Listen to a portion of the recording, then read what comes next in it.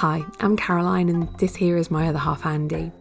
We didn't start this video properly, but to get you caught up, we found a guide on Airbnb Experiences who offered food tours, but these food tours would take us off the beaten path into neighbourhoods that were super local, allowing us to try traditional Moroccan foods and drinks. Next up is a Moroccan yoghurt that's known as a Raib. I've asked whether it's from like a cow, a goat, a camel. It turns out that these are from cows, but unlike yoghurt at home that we eat with a spoon, you're supposed to drink it. So here goes. Oh, that's amazing. Is it flavoured with something? With onion? Yeah, honey. Oh, I was going to say, I was like, I would not have thought that that was flavoured with onion. I misheard it. It's flavoured with honey. Oh, this is really, really good. This is cheese. An egg. Like. Oh, so not grated, but cut. Olive oil. Rice. Spam. Onions. Mayonnaise. Oh, harissa. Ah, and then it's mixed around. That's why it smells bad. It's good.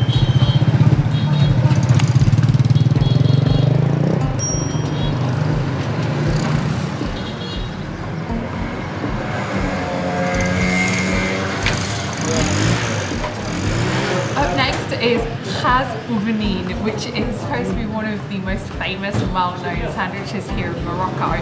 There's a saying that goes with it that it smells disgusting but it tastes amazing, and we've seen the gentleman make it up, and we've seen him make up so many so quickly. You can tell he's been doing this for a long time, so if you do the same job over and over again you get very good at it. Let's first of all give it the smell test. Oh yeah, I know what you mean. It doesn't, I mean, it's not horrendous, but it doesn't smell the most amazing.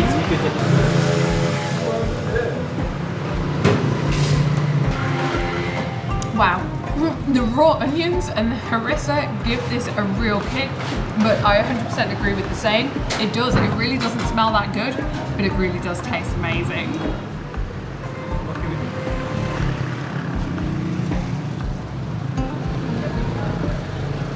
Next up is some traditional Moroccan soup, and we've just been introduced to this the whole time we've been here so far. We've not come across one of these spoons, and they're known as a mouraffa.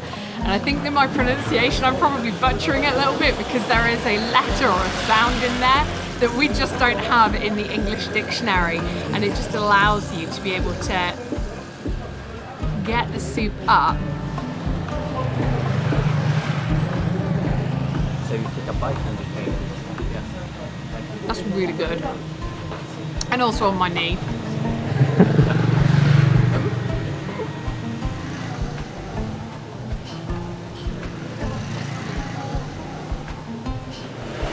Up next is Sfenj, which means the Sfenj part is the donut, which I had back in Fez, but it was very much a case of grabbing it and going, and like we didn't have anything with it. And then the egg that is on the top of it is known as bebe.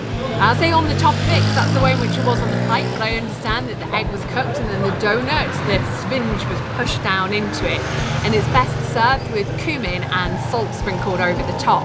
So let's see how this one compares to that really, really plain one that I had in Fez. Oh, infinitely better. The other one was just really plain, like the fact that it was deep pat fried obviously made it taste quite nice, but the flavours in this are brilliant. Much, much better way to have Sfenj.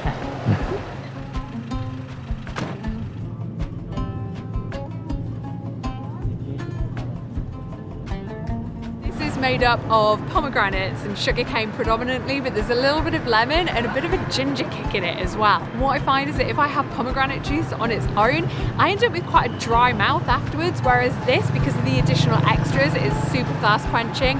I'm loving it.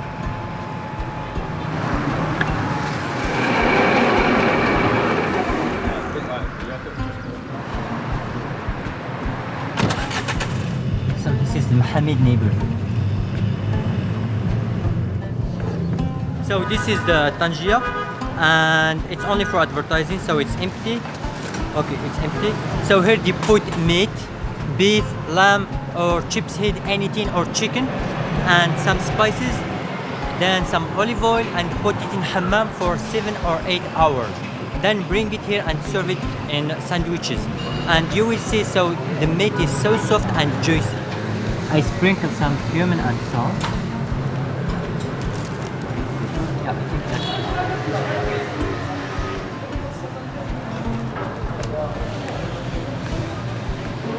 It's really nice. It's like a stew beef with the balls apart. Yeah, really nice. Throughout our entire time in Morocco, we've been having mint tea just about everywhere.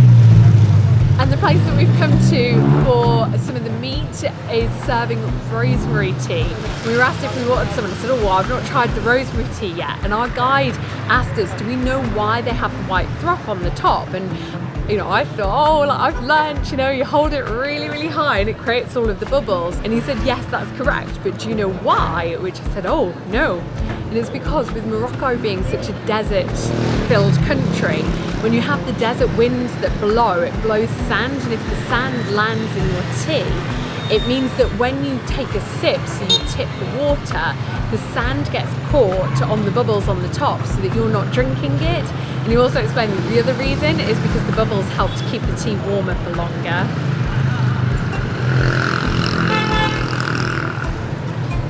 Oh, that is nice. I think I might actually prefer this just a little bit more in comparison to mint tea.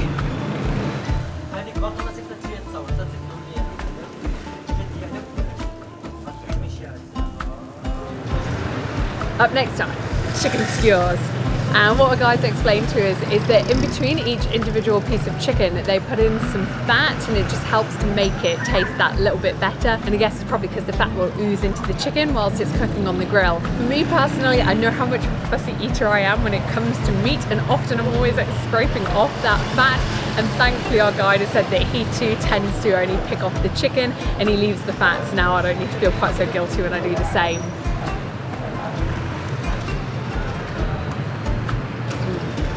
Beautifully tender, really, really well seasoned. I know that when I barbecue, I just burn things. This is great. So you won't find the Tanjia pots in hammams in other cities around Morocco, and that it's something that's pretty much home to Marrakech. So I said, is it just some of the hammams or all of them here? And he said the vast majority of hammams will have specific rooms built to be able to cook these in, and then specific rooms for people to go in and use the hammams like they're used across Morocco. And we've also been told that because of the nature of these, it's not anything that anyone can just make in their home. So anyone who wants to be able to make one, they have to go to the hammam to do so, which I suppose is not too dissimilar to those community ovens that we came across in places like Mille Idris, where people take them to some kind of heating and cooking place that is communal to the local community. I'm absolutely like mind blown by the fact that I didn't know anything about this.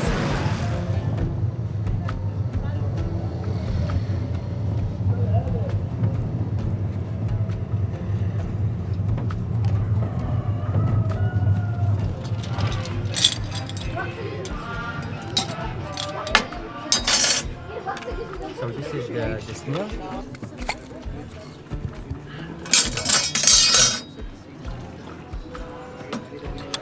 So you eat it like this.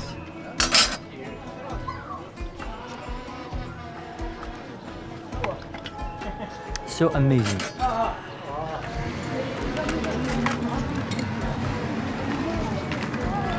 Here it goes.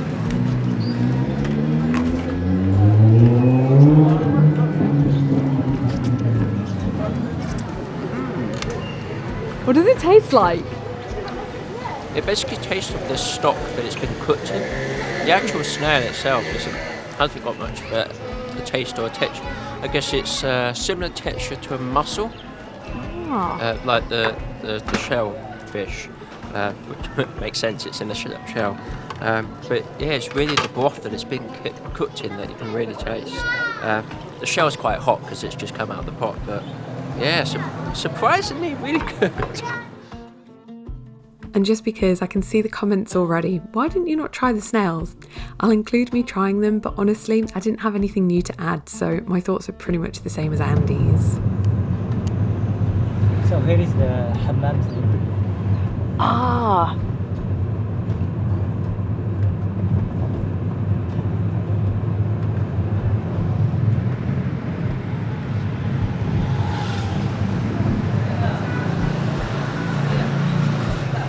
Here they are making sardine balls.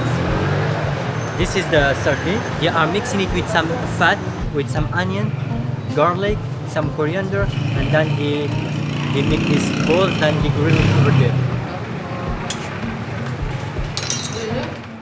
So first I will sprinkle some cumin. And then this is the tomato sauce, and I dip it.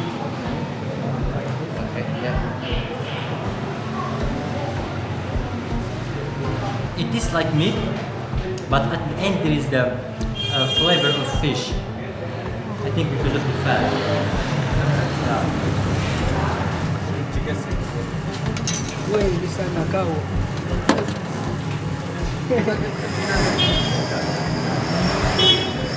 I think the best thing that I could liken it to is a fish cake, which you might have as like a salady lunch back at home, but that is really, really delicious. I really like how tender it is because of the flaky fish. I approve. These things are good.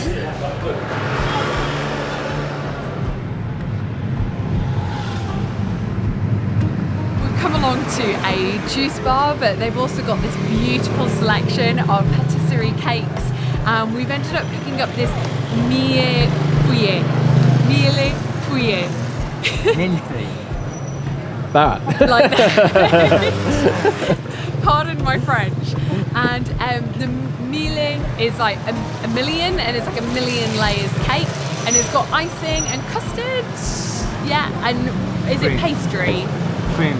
Oh, and cream, aha.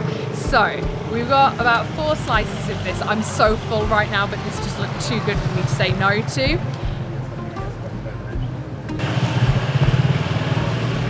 Oh my goodness, that cream has obviously got a lot of sugar added to it. It is delightful. The sugariness of the cream and the icing sugar, and then mixed in with, I suppose, like the butteriness of the flaky pastry. This is stunningly beautiful.